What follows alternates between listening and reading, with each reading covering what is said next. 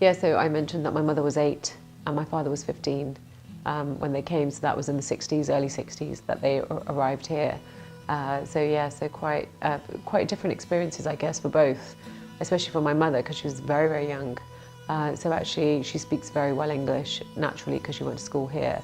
My father did as well, and he learnt to speak. I think he worked for a time as an interpreter as well as, you know, lots of other things.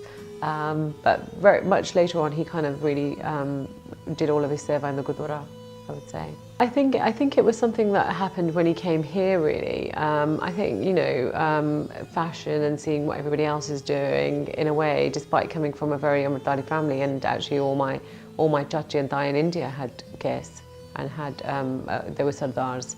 And I think for my father, he talks about it only lasting for a short period of his life before he took Amrit. So that journey began for him and my mother really quite together, which was quite nice, really, because they took Amrit together.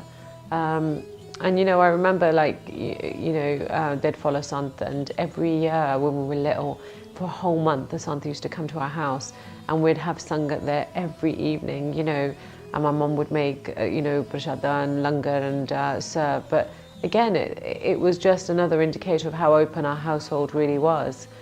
For others, and you know, it always kind of stayed that way. Even when my father, you know, was active in the committee, I remember I was quite young when he bought 11 sings at 11 o'clock at night and said to my mother, you know, do prashad, and I was helping my mum, and I was really tired and exhausted and saying, oh my goodness, why do I have to do that? Didn't realise my father was listening and I was in the kitchen.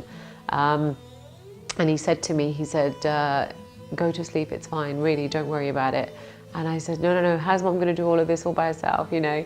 And he says, no. And I said, why? It's fine, I'm going to do it. He said, look, if you don't do it with the right intentions and the right heart, there really isn't any point in doing it, so I don't really mind, you know?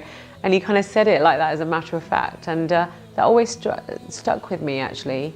That is absolutely right. You know, if you're going to give, then give because you really genuinely want to, otherwise there's really no reason to, you know? You shouldn't just be a formality.